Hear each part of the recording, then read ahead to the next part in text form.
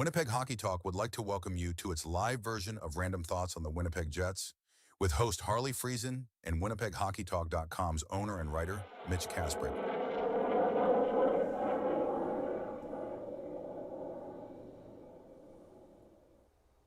Welcome back to Winnipeg Hockey Talk and Happy New Year! New Year, new Jets. I don't know. We're not so sure, but after this week, there's a lot to talk about, so let's get right into these random thoughts. Thought 1. The Jets went 0-4-0 this past week. Dang.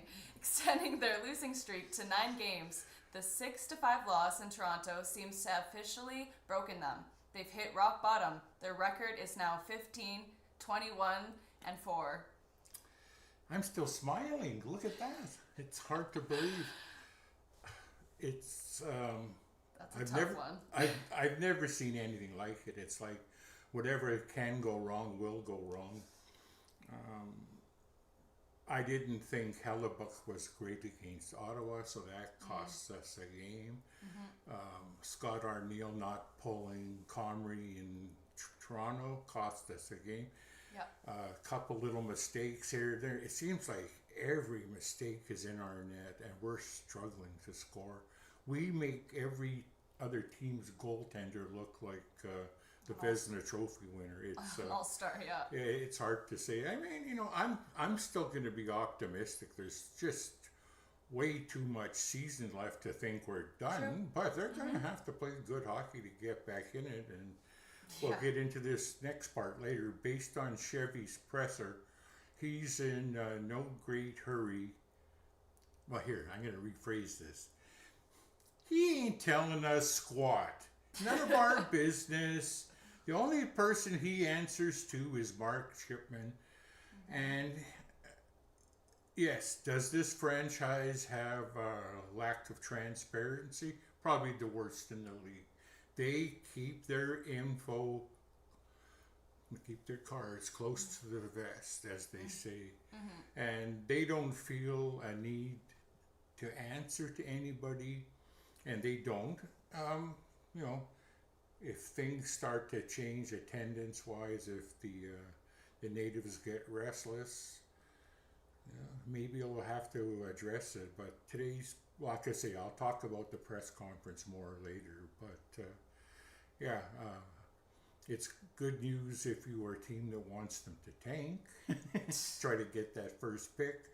But nobody wants to watch a team try to lose for another 3.5, 4 months. And not that the players would try to lose, but management and coaching maybe would do everything they could to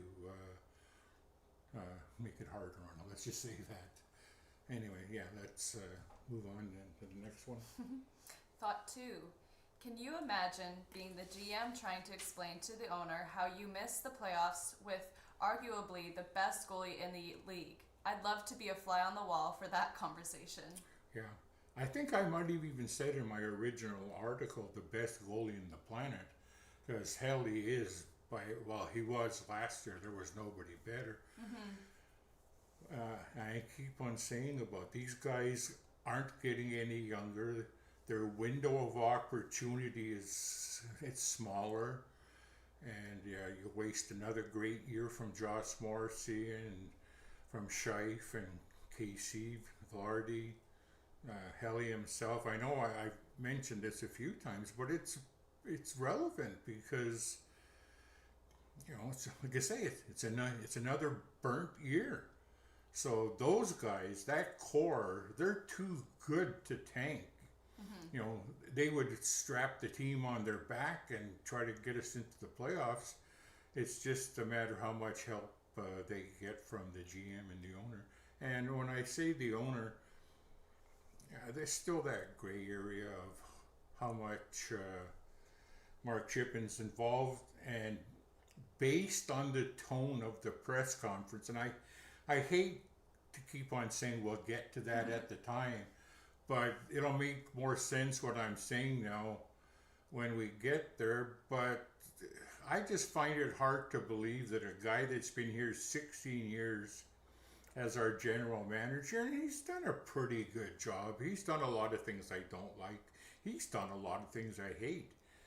But he seems, like, he'll say he feels the pressure and the responsibility and this and that. But like I said in one of my updates on the playoff odds, it's he manages this team like he's GM for life. Yeah. You know, him and Chippy are so close, and they think alike, and it may not be good enough at this point in time. Until the fans stop coming, they're gonna run this team the way they run it, and like I said, they have no obligation to tell us what's going on behind closed doors. It's none of our business. Even if we are paying customers, it's none of our business. How fans respond to things like this is by either buying tickets or not. True. Yep. Thought 3. You say, it's not just me, folks. And you follow up with a tweet by Jason Bell that says, remember the good old days when DeMello was average? What's going on here? Well, it's like I said, Dylan DeMello his contract was extended for 4 more years, and his best before date had already passed. It expired, and you can't be sinking money into diminishing assets. And I've got nothing against the guy. He's been a good warrior. He does a good job. He's just not as consistent as he used to be. He looks slow at times on the ice. He makes lots of good plays, but the thing is, his bad plays are magnified because he's really playing out of position. And when I say that, yeah, Dylan DeMello wouldn't be on any other team's top pairing, and you're not going to see a right defenseman like him be on the top pairing of a team that you think's a Stanley Cup contender. So, and I mean, it's not his fault. That's where they picked him, and they play him there, and they pay him to be in that spot. He's just not getting it done anymore. So I'm not going to belabor the point and harp on him. I know what he is. He knows what he is. Everybody knows what he is. He was a bit of a mistake in giving him too much term. And people still point it out besides me. I'm just trying to defend myself. There are people on, we'll say, Twitter and other social medias that they read my stuff and they like it and they think he's pretty fair. But there's a lot of people out there think I'm an asshole. They think like, oh, he's too tough on this guy. I'd hate to work for him. Oh, fucking right. You'd hate to work for me. Because I would expect a player to play 200... You can't handle the truth. That's right. I would expect a player to play a 200-foot game and compete and battle. I would never say something like, well, he's a goal scorer. He's here to score. Unless you're scoring like Connor McDavid, you play a 200-foot game. 200-foot game, Yeah, no, that's fair. There's very few guys in this league, McKinnon, McDavid, Kucherov, that can maybe slack on defense a little bit, but they're putting up 150 points. I'm not giving any guy slack that puts up a point per game. Point per game is good production, but that's good production for a full two-way player. So that was a kind of went off the rails on that rant, but that's what it is. Yep. It's I'd be demanding, and you know what? As a fan, you should be demanding and not settle for complacency. I'm always a fan. I mean, I'm always hoping they win. You think I sit in my office watching these games and hoping a guy fails? No, absolutely not. The only guy who's failing right now is Chevy, and I feel bad for him. Yeah. Because he's stuck. But I'll tell you right now, I know for a fact he's trying. If nobody wants to play with you, it's pretty hard to play. Yep. So we'll move on. Moving on to thought 4 from the put that in your pipe and smoke it file. Yep. Ask me if I was impressed with Gavin McKenna's 3-goal performance versus Denmark in a 9-1 Canada victory. No, I wasn't, you say. No. If it you was- want, yeah, go on to say, if you want to impress me, score in a couple goals against a good team like Finland or Team USA in a meaningful game. Padding your stats against the weak sisters doesn't impress me. So put that in your pipe and smoke it, people. Yep.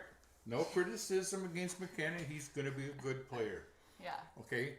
But to me, if you want to be a generational player, look for the big bucks, have teams, fighting to maybe trade for him, move up in the draft, and everything goes along with being a stud. He ain't it, and ain't. Well, whatever. I'm old. It's your show. Oh yeah. Well, I'll give you an example. You can do what you want. Yeah. Connor Bedard, when he was at the World Juniors, he left no doubt who the man was. He was so good. He carried Team Canada on his back. And I'm not trying to be hard on, who are we talking about again? McKenna. Yeah. I'm not trying to be hard on him. He's probably going to be a good player, but there's times I really haven't noticed him. And I don't know what happened today, what he did today in the 6-3 win against Finland. By the way, congrats, boys.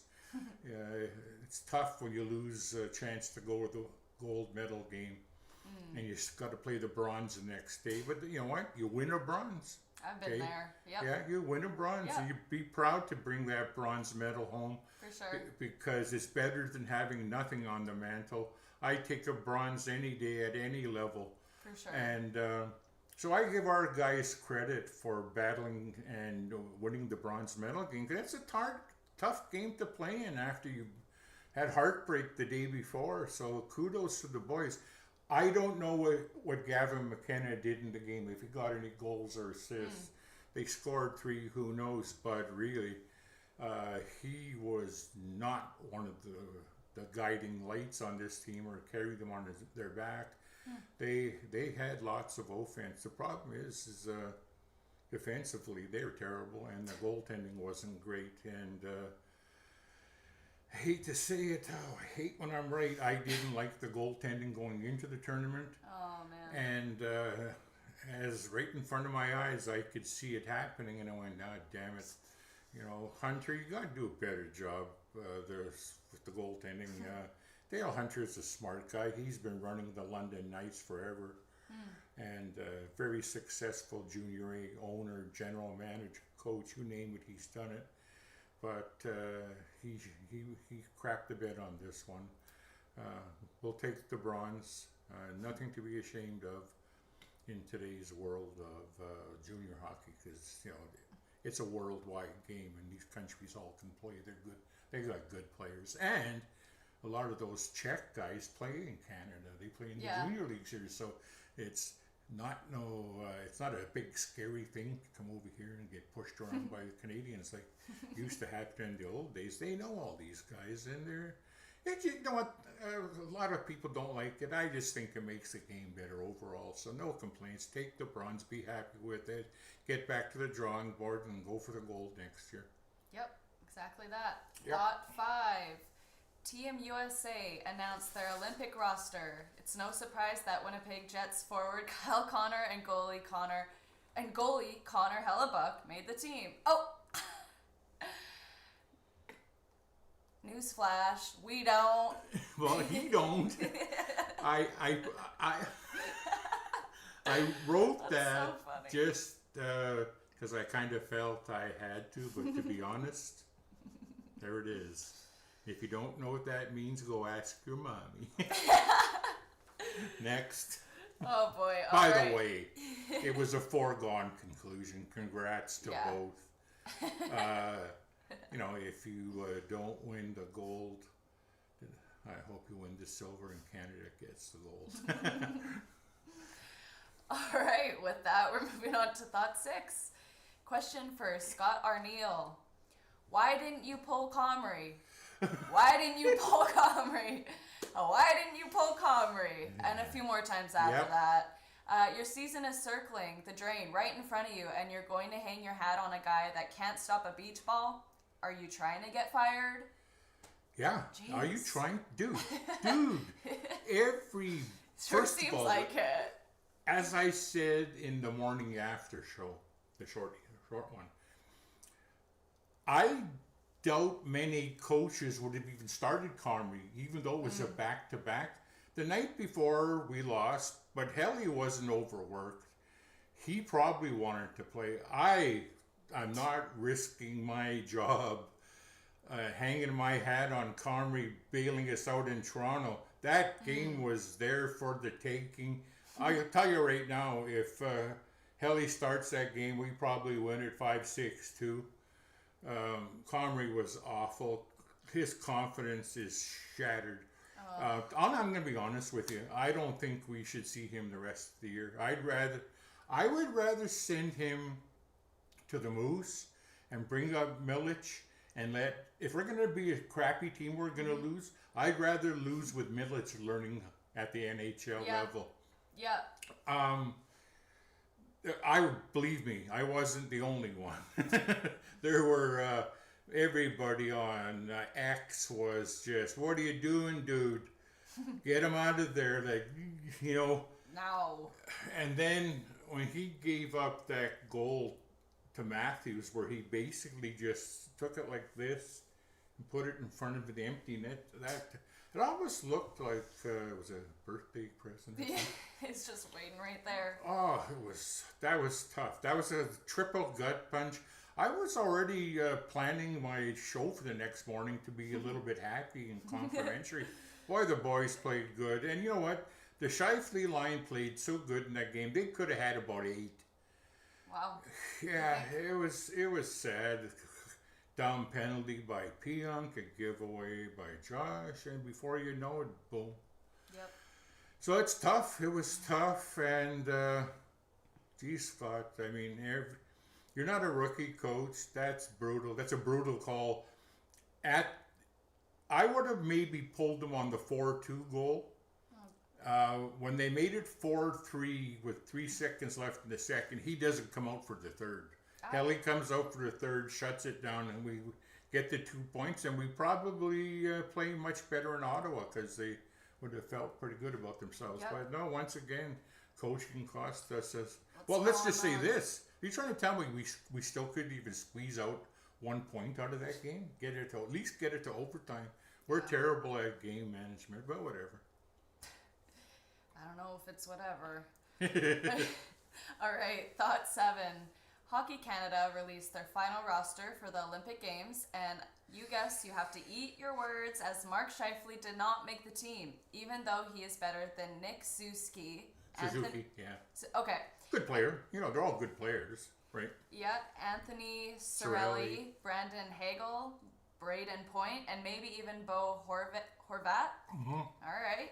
Scheif is still in the Olympic Games doping protocol and could end up going if somebody gets injured before the game. The consensus is that he should have been in the original group. I don't usually give a crap about this type of stuff because it doesn't affect my life, but I genuinely feel bad for Scheif. Yeah, I do. Sorry. Oh, I do you're feel good. bad for him. Yeah. I wonder how Ben's feeling about that. Well, I'm sure you guys have chatted. He's he's still in the protocol for doping, so there's basically, it's exactly a month until the games next February, and he still has a chance. I mean, I'm not hoping somebody gets injured, but somebody's going to get injured. It's a tough game. Yeah. I still would be surprised if he doesn't end up going. Now, what would suck if he got injured? Yep. It could happen. Can't have that. Yeah, so, I feel terrible for him. Like he even said, what more could I do? Like, Yeah. there's no need to have a checker like Cirelli. And that's the problem when the coach picks his own players from his club team. I didn't like it. There's a few guys that shouldn't be there. Braden Point's a good hockey player, but he's having an awful year. So what are you basing it on? What he did 2 years ago, or because he plays for Tampa? Yeah. You got to take the guys that are playing the best right now. Yeah. And they blew it. I'm not happy about it. And when I was young, I would have obsessed about this. Like every little move in the world that concerned my favorite team or my favorite players, I lived and died with it. Yeah. At this stage in my life, I think about it, and I know for a fact that even 15, 20 years ago, I'd be flipping out. Maybe even 10 years ago, I'd be on Twitter, back in the day, and I'd not be happy about it. But hey, What's it is what it changed, do you is. think? Well, you know what happens now? He gets 3 weeks to recharge, be pissed off, and take us down the stretch and see Yeah. where it's going to take us. Somebody's going to get hurt during the Olympics too, and I wouldn't want to be that guy. I hope it's not Helly or Casey. Oh my gosh. Could Yeah. you imagine? Let's not say anything now. Well, every time I say it, it happens. If That's it's what something bad, then I say it. That's what Why don't you I'm try saying. flipping it over? It's 2026 now, and stop messing with me, and maybe turn the page. And when I say something, maybe something good happens. You basically gave it to me all of 2025. Come on, Yeah, man. thanks for the heart problems. Yeah, I fought through that and beat you, you son of a. Yeah. You owe it to him. Yeah, you owe me. All right. Thought 8. The Jets had a guy on the first unit power play with 0 goals. Then he was a healthy scratch again. Makes you wonder how Brad Lambert would do with that opportunity. Is there a typo here? No, that's right. All right. The guy I'm talking about is Gus Nyquist, and I don't want to keep dumping on him. And Brad Lambert hasn't been great in the minors, but I could see why he should come up, because he's probably projected to be our next good player.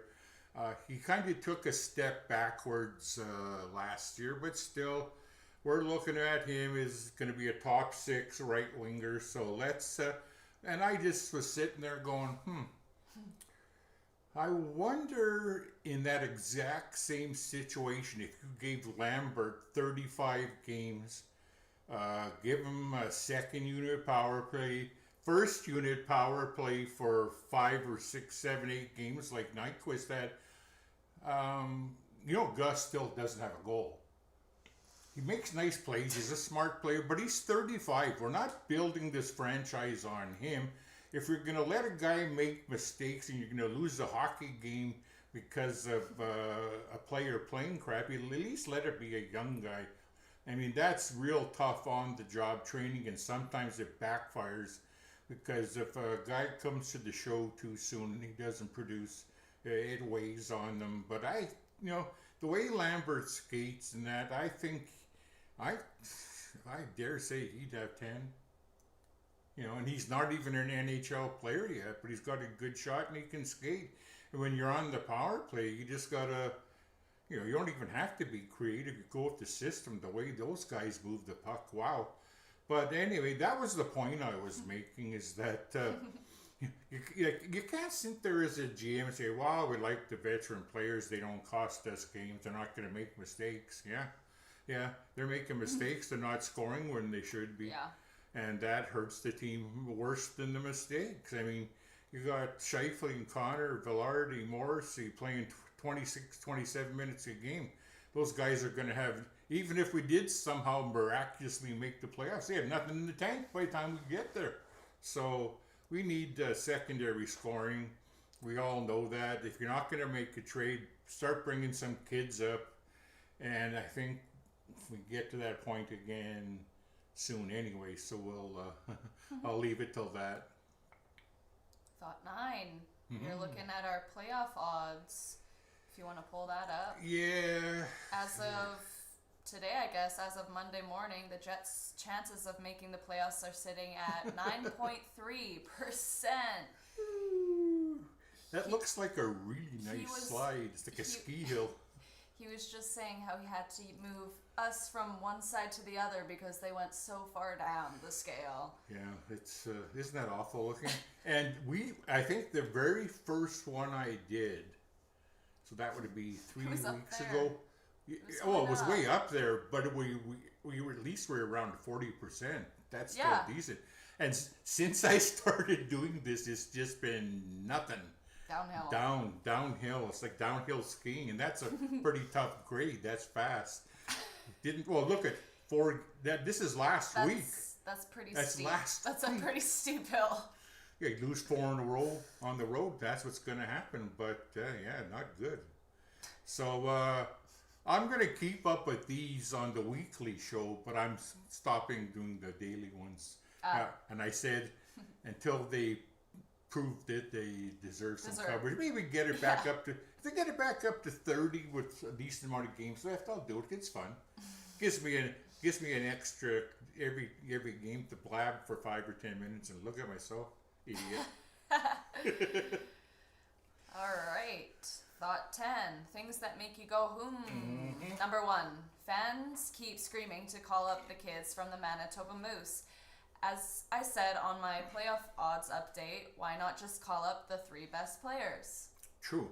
Now, at that time, the fans weren't so much screaming because they wanted to see the young guys get developed. They just wanted to give some of the guys some help and try winning some games. And my thought was, well, if you want to try winning some games, bring up the guys that are playing the best, not your best prospects. The guys that are playing the best right now are David Gustafson, who has already made this team once or twice, Billy Heinola, who has finally come out of his pout, and he's playing real good. Solomonsson's playing real good. Guys like Mason Shaw and a few of these other guys, bring them up. How come they hurt? Every one of those guys skate better than Gus or Tanner Pearson, right? Mm-hmm. So your farm team isn't just there to develop the prospects so you can bring them up. They're there to dip into it if you need help. Now here's the thing. We need help, and like I say, I'll get into SOS. this. Yeah, I'll get into this a little bit later too, but yeah, we need we need help. But you just can't keep on calling all these guys up. You gotta you only have room on the roster for 23 more. So we need help. Oh, you better believe it, we do. We're right here. We are. We're at DEFCON 2, bordering on 1. I'm gonna edit these and give them some different descriptions for something fun to do in upcoming shows. But yeah, this team right now is at DEFCON 1.5 to 2. By the way, some people go, oh boy, we're at DEFCON 5. No, DEFCON 5 is peacetime. It goes the other way around. 1 is, and see, there it is. Mm-hmm. So anyway, where was I? I'm old. I can lose track of train of thought. We were talking about calling people up. Yeah, it's easier said than done. I'm sure you've heard that your whole life.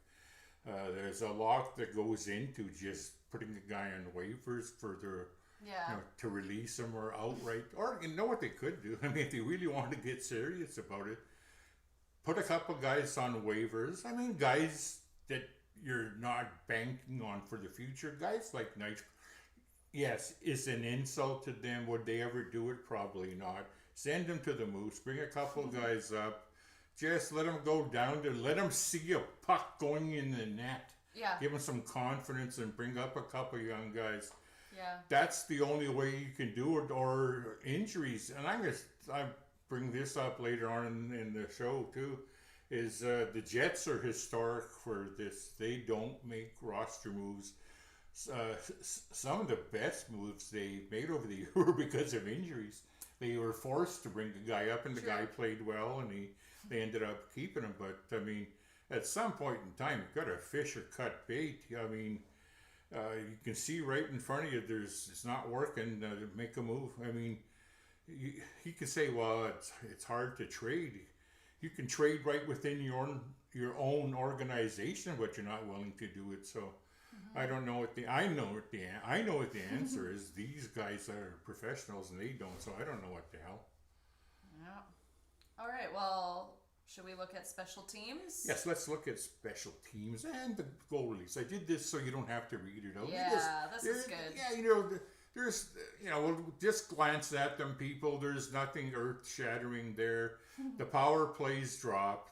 Penalty killings dropped. Face-offs are hovering just a little bit above 51%, which is good, but if you think about it, Jonathan Toews is sitting at 63 on his own. Probably the top guy in the whole league. So he's really carrying the team. It tells you the rest, the guys are probably all in the 40s, 48, 49%. Lowry's pretty solid, and so is Shite. I've got a question here. Wait. Ben. Oh, I think it's Ben. No, it's not Ben. It's It's not. No. Okay. Well, Finish on Top says, or a player asked to move every time. Every time that happens, we do well in a trade. Okay, yeah, we go. Well, Trying to see over the microphone. that Chevy's forte is moving disgruntled guys and doing pretty good. I mean, Trouba had us over a barrel. We ended up getting, who did we get in that deal? We got Pionk at the time, which is an unknown. He's not my favorite, but he's been a solid, useful player. And was that the trade where we got, no, it wasn't Lambert. Who did we get? Oh, it was Billy. It was Heinola. So we ended up getting, and Heinola should be playing. We got Heinola and Pionk for Trouba. That's a pretty good deal. And then there was the big trade where we got Pierre-Luc Dubois for line A, and then we turned Pierre-Luc Dubois into Velarde, Kupari, a draft pick, and my other guy that I like, number 9. Why am I going blank? I'm old. Wish I could help you. Yeah, I'll tell you in a second. It'll come to me in a second. But we did well in that trade. We did well in the Kopp trade. We traded Andrew Kopp. We got Morgan Barron. And I believe in that trade, that's where we got Lambert. So, yeah, that's pretty good. Alex Iafallo was the guy I was thinking about. That's a pretty nice trade. Yeah. That's a pretty nice trade. So anyway, special teams suck. The power play is the one that hurts us because earlier in the year they were scoring at a pretty good rate, and we won some games because of it. Lately, I dare to say, I mean, the PK at 78 and the power play down to 19 are both fails, and it seems like now every game we're giving up a goal on the penalty kill, and we're not scoring on the power play, so that's a two goal swing. We have other names being dropped in the comments. Kane Deal, McGroarty, and Roslovic. Well, Roslovic was part of the Patrick Laine trade. We sent them Roslovic and Patty, and then we got back PLD and a draft pick, and I'll check on it later. We did okay with that pick, I think. But Kane, that was so long ago, and that was out of necessity too, because Buff was going to kill him. I mean, yeah, there was I forgot about that. There was a lot of stories back then.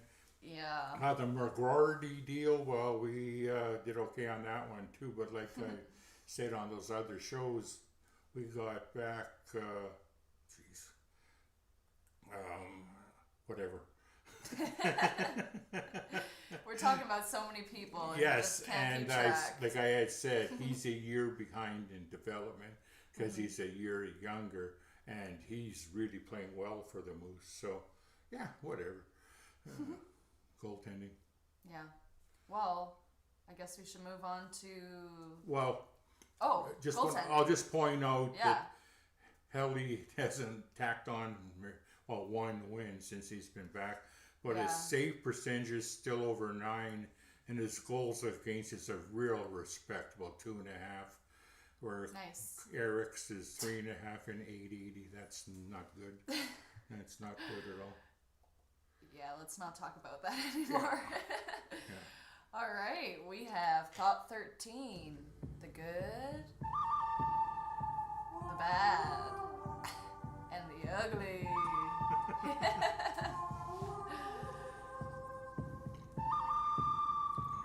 Well, This one's a little bit cheeky, but I'll explain it. yeah. The good this week. Outside of hurt feelings, the team didn't suffer any major injuries on their 4-game road trip. Yeah. Woo!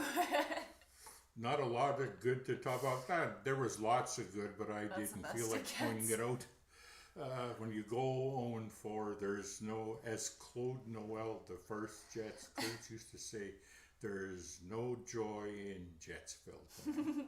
But yeah, you go 0-4, man, that's tough. Yep. The bad. The team didn't suffer any major injuries during their 4-game road trip. That seems to be the only way they call up players from the AHL. Little bit of tongue-in-cheek there.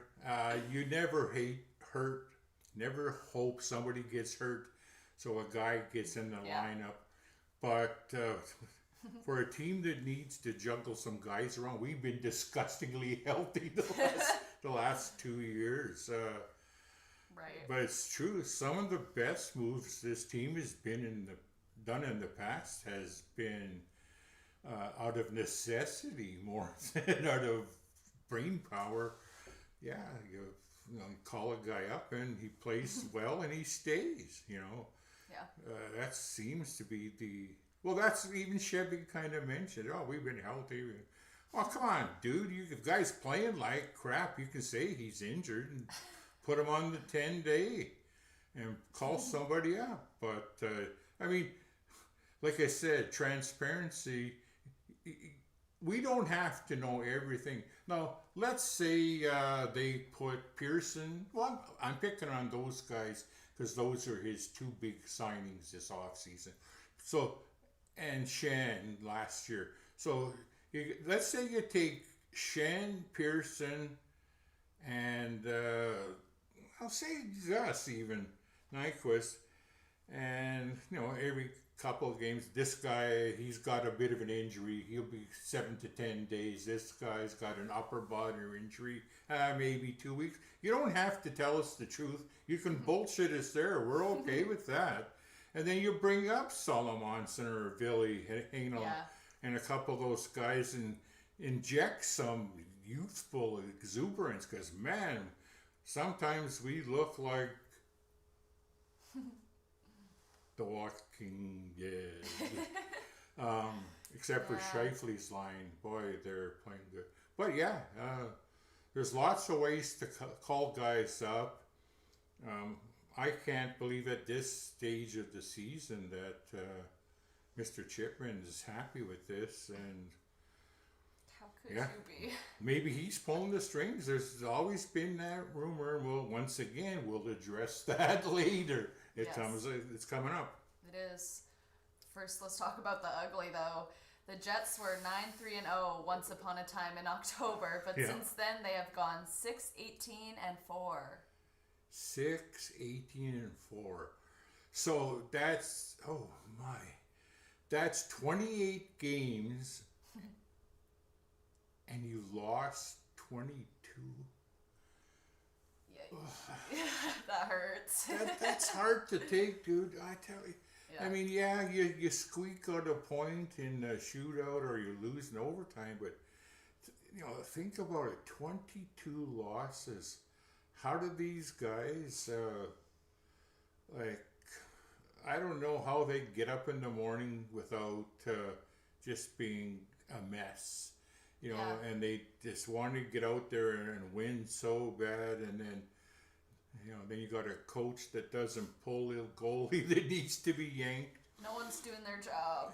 Oh, the coaches are culpable in this too, and then you got They sure are. Chevy and Chippy are sitting up there in the ivory tower, talking about fishing. Who knows? Because sure must not be hockey. They ain't doing nothing. Yeah, it looks to be that way. Thought 14. Things that make me go, Number 2.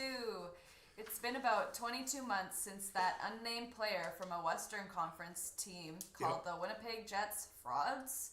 Yep. And then I believe you go on to share the clip on your article, but it says the Winnipeg Jets are the biggest frauds in the league. Should have called it. Everybody's familiar with it. It's on Spittin' Chicklets, and there was Ryan Whitney and Biz Nasty. They were told in confidence.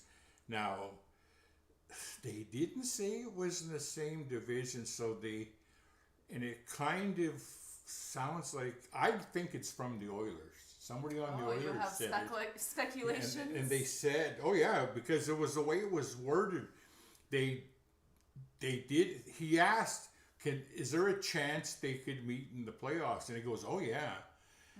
But he didn't say they were in the Central Division. He just said they're in the Western Conference. So to me, that's like a non-denial denial. So that tells me it was the Oilers or maybe LA. It wasn't Vegas. Anyway, well, it could have been Vegas. Could have been anybody. My question is I'd like to dig deeper to that, find out who this guy is, and maybe think about hiring him as an assistant GM because he saw something that these clowns didn't. Except he was a year late because he did say, I wouldn't be surprised if they got knocked out in the first round. Well, they played Colorado. Oh my God. Yeah, they did. They went 6 or 5, I think, got knocked out. But where he was wrong is this was last year, then they win the President's Trophy. Now, this year, he's bang on. So I'd like to know who he was just for shits and giggles. I thought it might have been a Minnesota Wild player because they don't like us. And I could see a couple of guys on that team saying, but that was, the guy was, it was pretty bang on, just a little bit late. Yeah. Thought 15. Kevin Cheveldayoff held his mid-season presser this morning, and nothing earth-shattering was revealed. But at least our media guy did ask some tough questions. If the Jets players could dangle around the ice like Chevy dangles at these pressers, they'd be in first place. He is, well, I call him here we go, the master of the misdirect.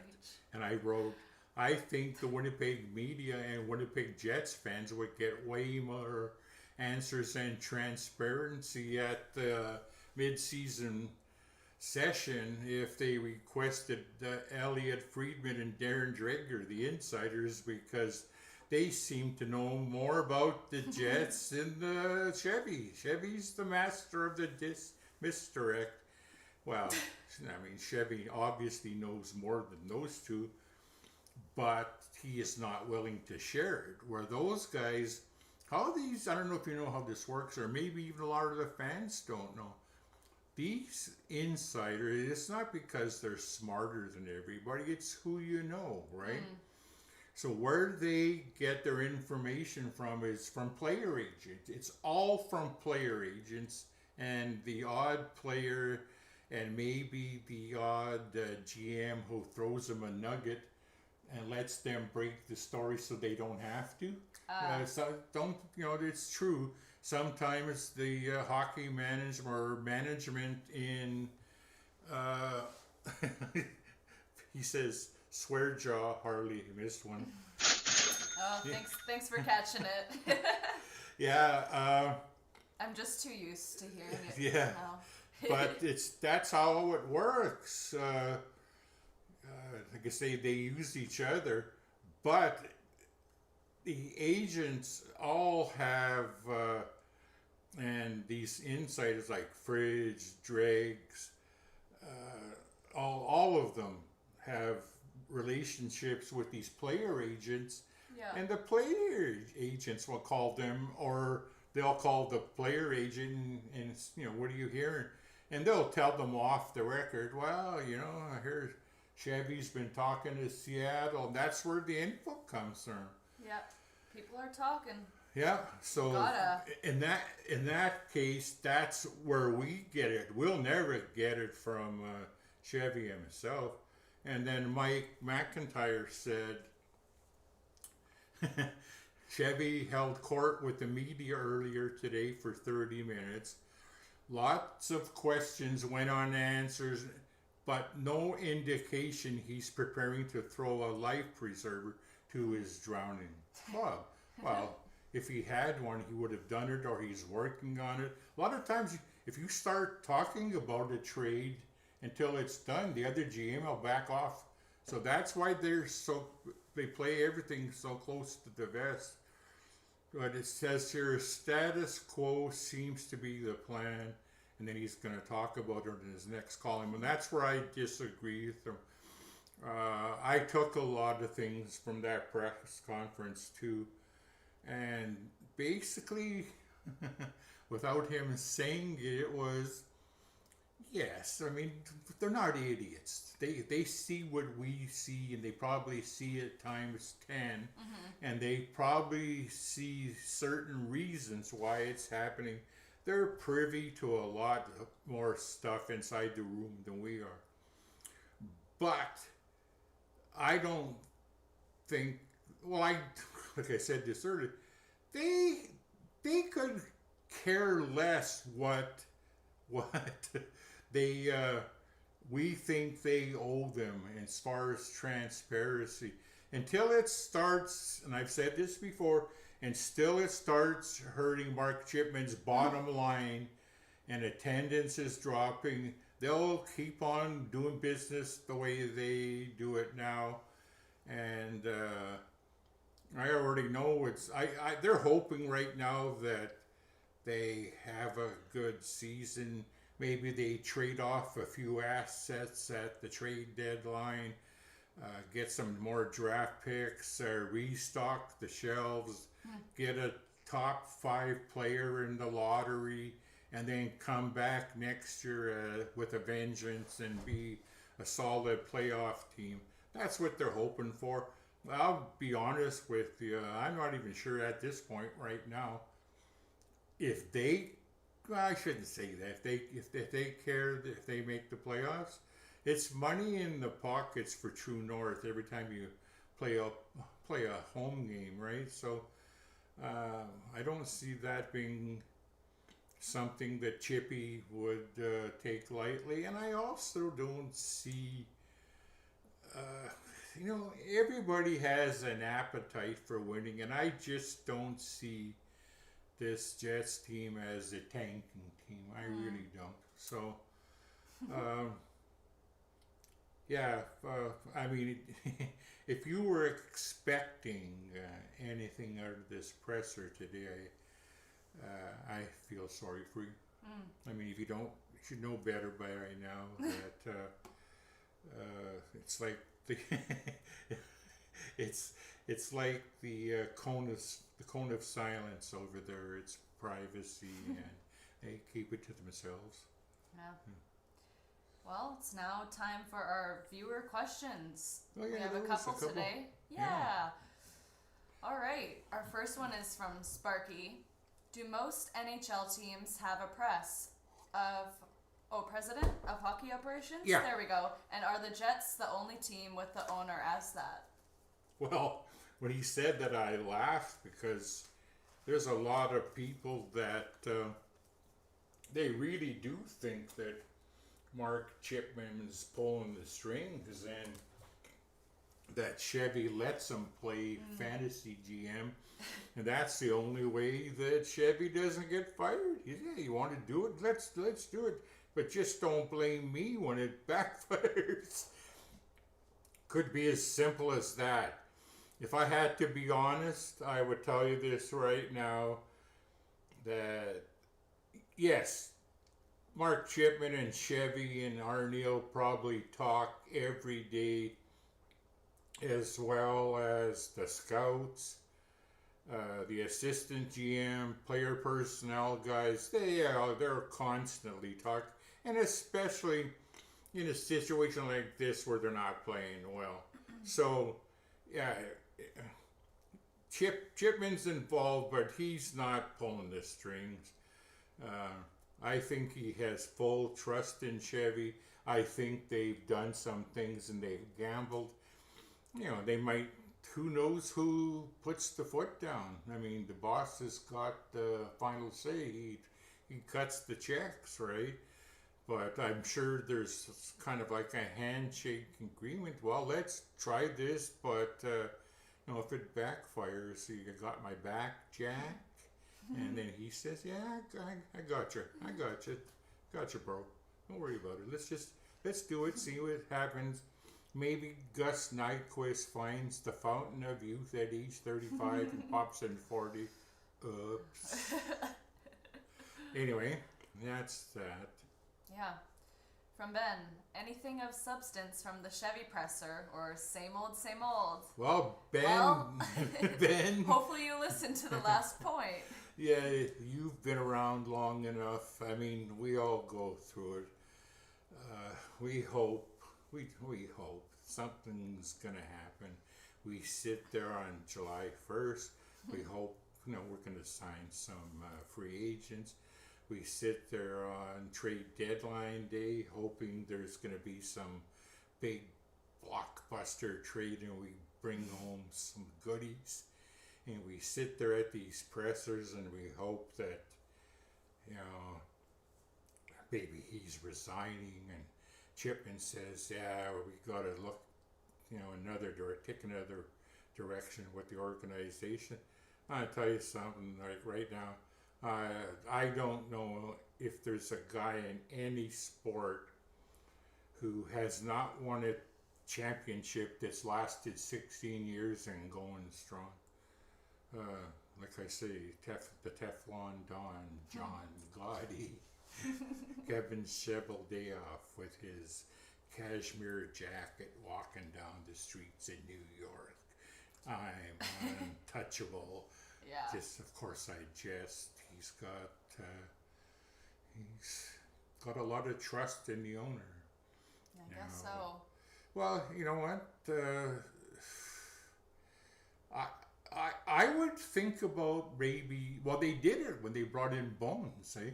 You know, you bring in Rick Bones, he had a different view on things, and he really did change some of the culture of this team for the good. Maybe we need that, something like that, maybe in the sense of management, where somebody comes in and they look at our players and they go, "Kev, what? Come on, dude.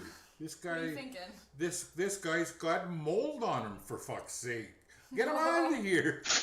You know. We're ending with a bang. Yeah, this guy here, his expiration date was 6 months ago. Get him off the shelf. Let's go. We need some more quality control here. But you know, it's true. You go nose blind to some of your own guys. You love them so much. You're so loyal. But Yeah. loyalty's a good thing to a point in sports, and sometimes it can work the exact opposite and backfire.